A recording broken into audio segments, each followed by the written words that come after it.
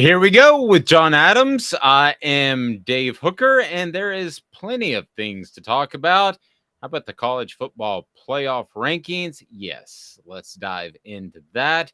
And it's brought to you by Viles Automotive Group. Viles Automotive Group, where integrity is so important. They want, they need, and they appreciate your business. Big Orange Phillies as well. Big Orange Phillies in North Knoxville is becoming a North Knoxville institution on Maynardville Pike. It's close to Maynardville, close to North Knoxville, so check them out. Be sure and hit that like button, and if you have not to this point, subscribe. We want you to subscribe and turn your notifications on. You never know when we might pop on the air, and we are here. So with John Adams, I'm Dave Hooker, and John, let's dive right into it. The college football playoff ranking was status quo, which I thought it should be, but there's always a part of me that wonders if they'll try to throw a knuckleball at the media to get us talking, but they did not do that, and the top five stayed the same from last week to this. Your thoughts? Yeah, a knuckleball or a knucklehead. I mean, we are dealing with the human element here, so we have to keep that in mind. I mean, there's no set formula for how these teams will be ranked. So, yeah, you would assume that it would be the same. I thought it would be the same, but you never know. So, yeah, it's kind of clear what has to happen for certain teams to get in. I think Georgia will get in. Then you go with the Ohio State Michigan winner. The loser probably will be out. Then it's TCU. Can it stay unbeaten? I don't think so. Can Southern Cal sneak in there by winning out? I doubt it. It probably leaves Tennessee. And that fourth team could be the real debate if those other teams lose. I guess probably the Ohio State Michigan loser in that scenario would have a shot. Could have two SEC teams and two Big Ten teams. Let me give you three things that I think would hurt the Vols. Okay. And you tell me what you think would have the biggest negative impact. So let's start with number one. Georgia loses either the remainder of the regular season, which isn't going to happen, or against LSU in the SEC championship game. But craziness can happen. That's one. The Michigan Ohio State game is incredibly close, where they look really, really tight. Third is TCU wins out. Of those three, I think they all would hurt Tennessee. But of those three, what did they most not want to see on the hill at Rocky Top? I would think that would be LSU winning the SEC. If it beats Georgia, Georgia still will be in. And the committee has expressed its feelings that you win your conference championship, that's supposed to carry a lot of weight. I wouldn't have a two-loss LSU team ahead of Tennessee, a team it lost to by 40-13. But the committee can say whatever it wants for the most important things. There's no one over the committee to say, "Hey, you guys are really stupid. You can't do that." Okay, that defies common sense. So if they want to say, "Yeah, the conference championship game really means a lot," so then I guess of those, I don't see how if Michigan beat Ohio State in a super game that in some media circles would be depicted as the greatest game in the history of football and the greatest game ever to happen, even looking into the future. Then Ohio State might have a shot. TCU, of course, winning out, you don't want that. Tennessee doesn't want that because then you could couple that with one of these other possibilities. But I really think when you look at this logically, I just think Tennessee is going to be in the playoff. I think the odds are strongly in its favor that it will be. Again, if Southern Cal won out, TCU won out, then you're going to have to weigh Southern Cal versus Tennessee. And Tennessee is going to have that win over Alabama. It's going to have a big win over LSU. Southern Cal doesn't have and won't have wins to match that. So, but if they want to say, okay, it won the Pac-12 championship or whatever that's worth, then it could get in. So Tennessee's got it wants Southern Cal to lose and TCU to lose. Then it really doesn't matter that much what else happens. Yeah, so I think that let's say that Michigan Ohio State game is close and they want to include both of those teams. And then let's say Georgia wins out and Tennessee's impressive in their final two remaining games. Then I believe the argument, just based off what the teams have done, the top four is pretty simple. It would be Ohio State, Michigan, Georgia, and Tennessee in no particular order. I think where it gets a little bit sketchy is by just including four teams that are all east of the Mississippi, do you lose that viewership? Now, they shouldn't factor that in, but would they bump Southern Cal up in some shape, form, or fashion over the loser of the Ohio State Michigan game or over Tennessee? I think that's a real possibility because you bring in the LA market. And I know they care more about the Lakers than they do the Trojans or Bruins, but still, that's the number two market in the nation. Yeah, see, these are things you don't. I mean, you can only guess what could impact it. I wonder, since we're speaking hypothetically, what if TCU was wearing Oklahoma uniforms Oh, yeah. and then it has one loss? Would they deny a one-loss Oklahoma team with its history of playoffs, of contending for championships, of winning championships? You could make the same argument with Southern Cal.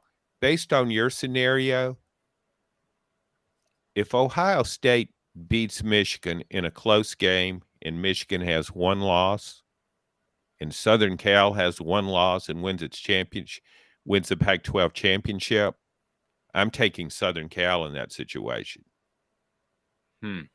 Because it would have to me is Michigan. If you look at Michigan's schedule, Oh, yeah. I mean, its non-conference schedule is a joke.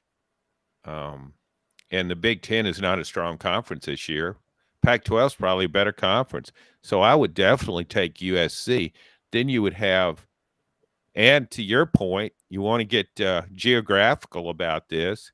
Then you would have Ohio State in the Midwest, Southern Cal in the out west, and then Tennessee and Georgia. The more I think about that, that might be a bit the best possibility because I couldn't put Michigan ahead of Southern Cal if each has one loss. Interesting. So we want you to hit that like and subscribe button. Be sure and hit the thumbs up button. We appreciate it. That helps us grow the channel. With John Adams, I'm Dave Hooker. Now, one thing we haven't talked about is how the committee views recency. So I want to get into that. And it's brought to you by Viles Automotive Group right there on Callahan. Viles Automotive Group is about integrity. They want, they need, and they appreciate your business. Viles Automotive Group is phenomenal, and they get a better car selection than you could possibly imagine. I know that's an issue in these uncertain times, but you're going to have a great selection there. And also with Viles Automotive Group, don't forget this, they have a service department that's unmatched. So the college basketball committee is very open and honest when they come to picking the teams to make the NCAA basketball tournament, and they say the last 10 games are a factor. So going to your LSU point, it's difficult for me to imagine LSU making it and Tennessee not, because there's the head-to-head matchup. However, let me play devil's advocate. They've looked good, kind of good, against Arkansas, but they did beat Alabama. And if they close out strong, will the committee look at the last month of the season as the basketball committee does the last 10 games? You think that factors in at all? Who knows? I mean, it's not like when they're making their decisions, they say there's a big whiteboard behind them and says, here's what we consider, and here's what we consider the most. It doesn't do that. It's just a bunch of guys or women, I guess. Come on. Are there some women on the panel? There are three, I think. Okay, great. Yeah, I'm all about diversity. So, hopefully they would reach a reasonable conclusion. But you bring up that's a good when you bring up LSU. Here's another scenario for you. LSU wins out and beats Georgia in the championship game. Southern Cal loses. TCU loses twice, and Ohio State beats Michigan by a significant margin. Okay, I'm with you. Oh, you got it? Okay. It's not easy, but I'm with you. Well, okay. I mean, I can go back over it if you want. No, keep rolling. Okay. You want to write it down? I already did. You okay. I would go in that scenario, and based on how the teams are right now, you'd have 3 SEC teams in the playoffs: Ohio State, LSU, Georgia, and Tennessee. But you've said before, and I agree, there's no way that 3 teams from one conference make a playoff, a 14 playoff. Yeah, excuse me, I said that, but You said again, who Tennessee would knows? beat Georgia too. But who knows? I mean, in that one of the problems committee, if it wants to be secretive about this, the committee shouldn't have had these weekly reveals. It should have just waited till the end, because when you do this, then you're setting LSU right up there. You see, Yeah. and so you've got the SEC, you've got LSU. Let's see, it's ahead of Southern Cal, isn't it? Yes. Or it's right behind it. So anyway, if LSU beats Georgia and Southern Cal loses, and they both got 2 losses, it, how are you going to take Southern Cal over LSU? And it doesn't. The best thing for the SEC is Utah wins the Pac-12. Yep. Because it couldn't even beat Florida, a middle of the road SEC team. I know it was the first game. I don't get that either. Football and basketball, there's a big difference. I don't see how you can weigh a season opener any different than you do the last game. Well, let me play devil's advocate on that. Okay. So if it comes down to LSU and Tennessee, and they're the final 2 teams, and I think Tennessee should be it. Okay. So, but I'm playing devil's advocate for funsies.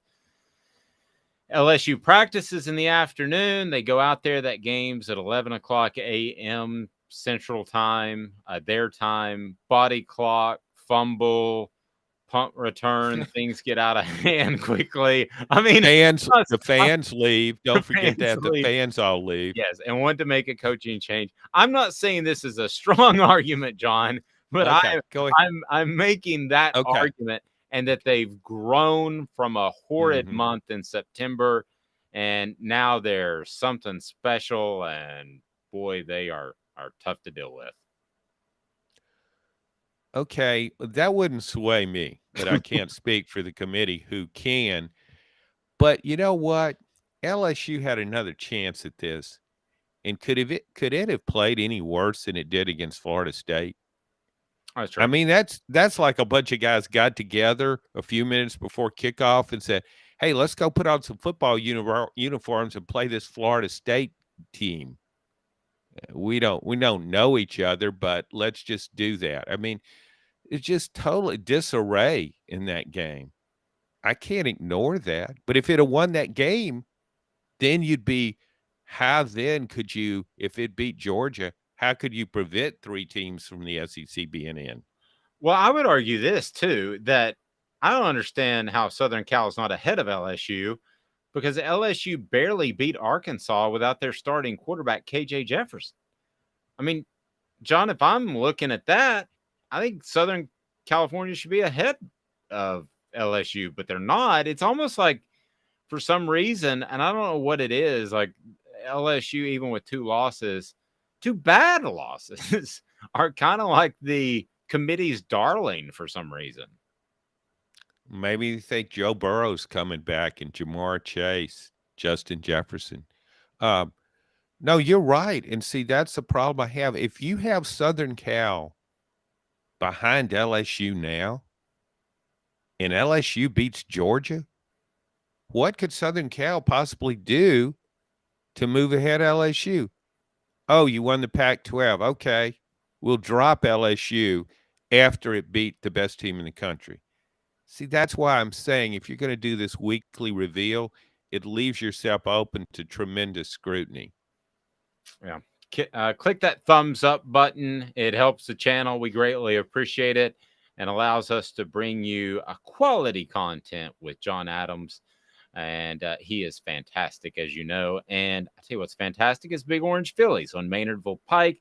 Great food, family friendly. You can throw some darts, shoot some stick. They got billiards as well. And man, Big Orange Phillies is phenomenal. It's convenient to Maynardville and North Knoxville. You got a place to go and hang out and watch the games. And ultimately, that's what it comes down to, not just a committee. So you've done a great job, with the exception of one game, and that was the Georgia game that just really went awry for a number of different reasons. And I could once again make one of those loose type of arguments that Tennessee could have been in that game if not for the crowd, if not for the crowd in their play. But I found it really, really intriguing that Rick Neuheisel, I don't know if he's trying to make news or not, but at the Knoxville Football Club, quarterback club, he said that he thinks that Tennessee and Georgia will play again, and that go ahead and write it down, something that may never happen.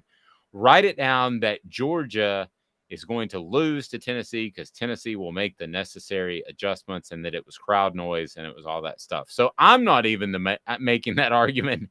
He is. And he said that this week. Your thoughts? I think you said it. Maybe he just wants to make news. And maybe wants to be invited back to the quarterback club. I know I was speaking to a quarterback club once at Florida and made fun of Florida, and it never asked me back. So that was probably a bad move on my part. But know your audience, and he knew his audience. I mean, crowd noise. I mean, has Tennessee never been in a loud stadium before? I don't get that argument. But well, it's his, not mine. yeah, he's a former coach, I guess. Makes him more qualified to comment on crowd noise. Ooh. Yeah, and he's incredible at playing the acoustic guitar, which I know you're a big Eagles fan, so you've got to like him somewhat. Well, I was covering a game out there, went to one of his press conferences, and he complimented me on my shirt. It's one of those Hawaiian shirts I have. It's kind of fitting for Southern California. Yeah. I like Rick Neuheisel. I think he's a bright guy. And again, I think he was playing to his audience. I mean, I think that's probably true. And let me just ask you this. In order, who do you think the 4 best teams are? Regardless of maybe a slip up, regardless of anything else and where they're ranked, how would you rank the top 4 teams if John Adams was one person embodied the college football playoff committee? Oh, so I'm like the whole committee? You are the czar. You're like Mark Emmert of the NCAA with a brain. Which is another loose argument. Well, I mean, if you got to deal in hypotheticals, you got to take something more reasonable than that. But okay, I'm the czar. I would have Georgia number. Now, we're not talking about accomplishments, right? We're just talking about who I think are the best teams. Complete eye test. Okay, eye test. Georgia number 1, Ohio State number 2, Tennessee number 3, and Michigan number 4. I should try to come up with something different, but I agree. I don't have anything different. Now, who would you have at 5, out of curiosity? Boy, then it gets, wait a minute. You're not including TCU, but TCU's undefeated, but they didn't look great against Texas. That was an ugly football game. No, Dave, I apologize to all the TCU fans listening. I just forgot about TCU because I'm thinking they're going to lose. But no, you know what? Let me do a makeover, okay? So now I'm really the czar. Before that was like pretend. This is your week 2 of the selection process. No, the first week, that was week 0. That never happened. That was pretending I was the czar. Okay. Now I really am the czar. Okay. top 4 teams. Okay. Georgia 1, Ohio State 2, Tennessee 3, and TCU 4th. I can roll with that. TCU would beat Michigan. There. I agree with that. Okay, Now, you want me to be the czar of something else now, like basketball or golf or no, any you can just okay. be Bizarre. He's That's John. easy. He's That's John. easy. He's John Adams. I'm Dave Hooker, the Vol Report. Each week brought to you by Viles Automotive Group and Big Orange Phillies. Viles Automotive Group, man, they want, they need, they appreciate your business, and they treat you like you should be treated. And Big Orange Phillies, fantastic food on Maynardville Pike, and also Big Orange Phillies. Whew, they've got stuff to do if the games get boring, and sometimes that happens. You can shoot some stick, you can throw some darts, play some cornhole. They've got it all at Big Orange Phillies. And the food's awesome, and it's family friendly, so check them out. For John Adams, I'm Dave Hooker. This has been a presentation